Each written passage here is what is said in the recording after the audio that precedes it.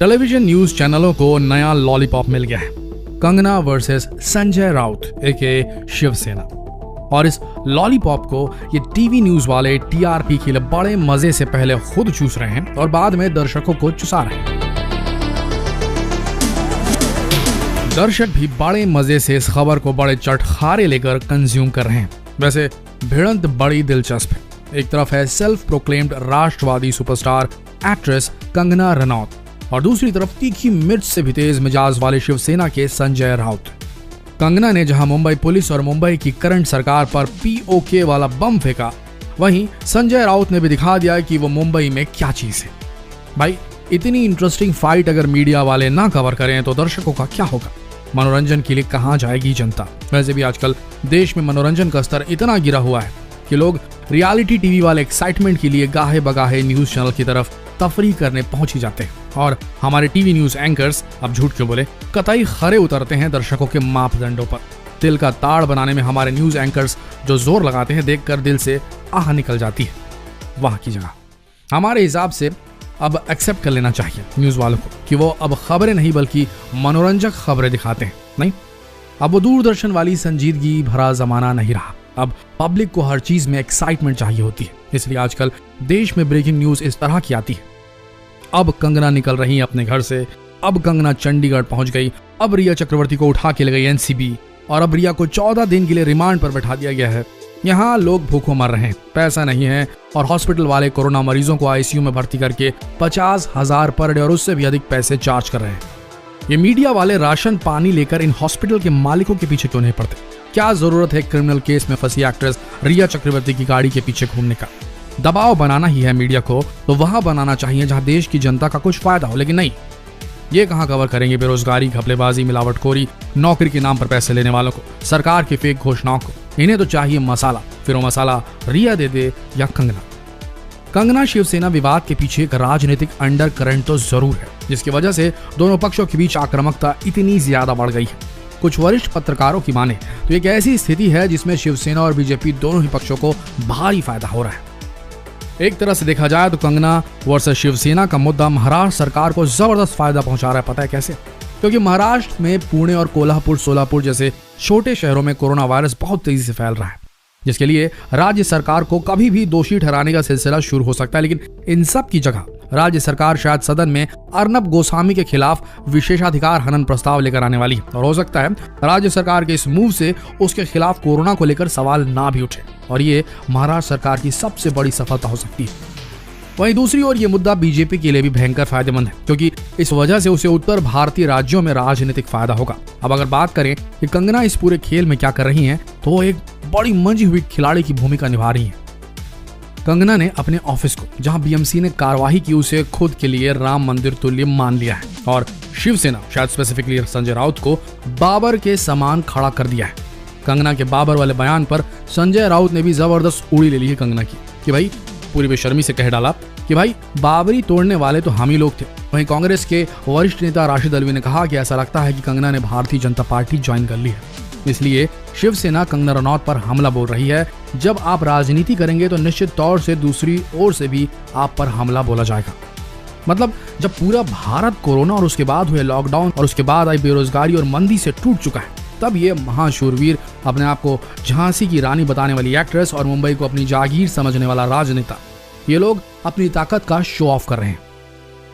यहाँ लोग भूखों मर रहे हैं, कोरोना मरीजों को डेड बॉडीज के बीच रखा जा रहा है अस्पतालों में, क्योंकि जगह नहीं है, सुविधा नहीं है। तब मैडम को वाई क्लास सिक्योरिटी मिल जाती है। क्या सेटिंग हुई, किससे सेटिंग हुई, ये तो कंगना जाने और उनका पॉलिटिकल एम्बिशन। दूसरी तरफ है संजय राउत भाई साहब। कंगना ने क्या कह दिया कि उन्हें मुंबई पुलिस पर भरोसा नहीं, संजय जी ने सीधे ठोक डाला, भरोसा नहीं तो आकर दिखाओ मुंबई। उनका आशय शायद ये था कि जिस थाली का खाती हो उसी में छेद करती हो, जैसे कि थाली यानी कि मुंबई संजय राउत की बपौती संपत्ति हो गई और लगा डाला बीएमसी को कंगना के ऑफिस के पीछे। पहले शिवसेना के खिलाफ कुछ बोलने पर जैसे ये आपराधिक तरीके का इस्तेमाल करते थे, अब पावर में आने के बाद बीएमसी की मशीनरी का उपयोग किया लीगल तरीके से तोड़फोड़ के लिए। अब इससे कंगना भी बौखला गई और उन्होंने भी ठान लिया कि अब मैं भी दिखाती हूँ अपना दिल्ली कनेक्शन। दिल्ली कनेक्शन से आप खुद ही समझ लीजिए, इशारा किशोर है, समझ रहे ना। सेटिंग हुई और मिल गई वाई क्लास सिक्योरिटी। आम आदमी को रोटी मिले ना मिले, मगर इन्हें मिल गई सिक्योरिटी, वो भी सुरक्षा के लिए नहीं बल्कि पावर दिखाने के लिए। इससे बड़ी त्रासदी ये थी कि देश में मचे त्राहिमाम को दिखाना छोड़कर मसाले की चक्कर में मीडिया कंगना के पीछे पड़ी हुई थी, बीएमसी की कार्यवाही कवर करने में लगी हुई थी। अब आप खुद सोच कर देखिए नारी एम्पावरमेंट किस कदर इफेक्टिव है कंगना के साथ। अब इसे नारी का एम्पावरमेंट कहें या पॉलिटिकल एम्पावरमेंट समझ नहीं आता। नहीं तो एक एक्ट्रेस कंगना वीडियो शेयर करते हुए कैसे कह सकती हैं एक प्रदेश के मुख्यमंत्री को कि उद्धव ठाकरे तेरा घमंड टूटेगा। उद्धव ठाकरे, तुझे क्या लगता है कि तूने फिल्म माफिया के साथ मिलकर मेरा घर तोड़ के मुझसे बहुत बड़ा बदला लिया है? आज मेरा घर टूटा है, कल तेरा घमंड टूटेगा। ये वक्त का पहिया है, याद रखना हमेशा एक जैसा नहीं रहता। उधर हंगामे की बहती नदी में एक और पार्टी करणी सेना ने भी अपने हाथ धोने में देर नहीं की। कंगना के ऑफिस में बीएमसी की तरफ से की गई तोड़फोड़ की कार्यवाही का विरोध करते हुए करणी सेना और रिपब्लिकन पार्टी ऑफ इंडिया के कार्यकर्ता कंगना के समर्थन में उतर गए। जैसे ही कंगना मुंबई एयरपोर्ट पहुंची, करणी सेना के लोग इकट्ठा होने शुरू हो गए।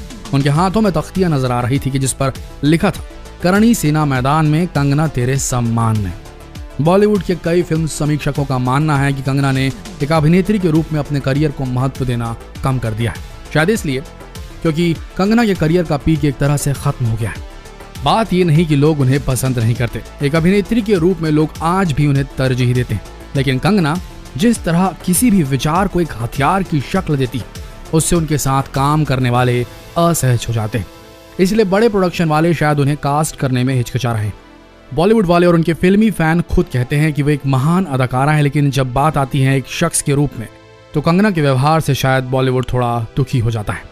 उन्होंने शायद अपने एक्टिंग करियर को महत्व देना बंद कर दिया है और शायद वह राजनीति में जाने के संकेत दे रही है। अब उनकी राष्ट्रीय छवि बढ़ रही है, अभी वह इसका फायदा भी उठा रही है। शायद वह राष्ट्रपति के कोटे से राज्यसभा जा सकती है, उनकी महत्वाकांक्षाएं बड़ी हो सकती है, वो इसका राजनीतिक लाभ ले रही है। शिवसेना भी इसके जाल में फंसती नजर आ रही, जैसे अभी उनके घर और दफ्तर पर जाकर वैध या वैध की जांच करने का मामला हुआ।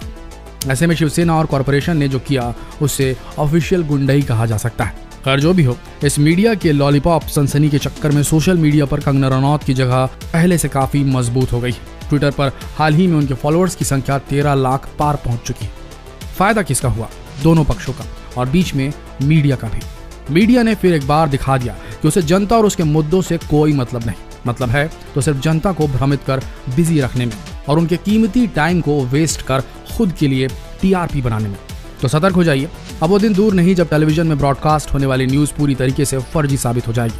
अगर असल खबर मिलेगी तो हम जैसे छोटे यूट्यूबर्स से, तो सच को अगर सपोर्ट करते हो तो प्लीज इस वीडियो को शेयर कर दीजिए, हमें और स्ट्रेंथ मिलेगी ऐसे ही बेबाक अब सबके सामने सच लाने की। वैसे एक बात और, हमारा काम सरकार से सवाल पूछने का है, चाहे मोदी की हो या राहुल की। इस सेंचुरी में वैसे राहुल प्रधानमंत्री बनेंगे ऐसा हमें लगता नहीं है, तो ये ना कहें कि हमें किसी ने प्रायोजित किया है। हमारा काम सवाल पूछना है, असली मुद्दे खड़े करना है, वो हम करेंगे और इसके लिए हमें किसी भी पॉलिटिकल पार्टी के पैसों की जरूरत नहीं। जय हिंद।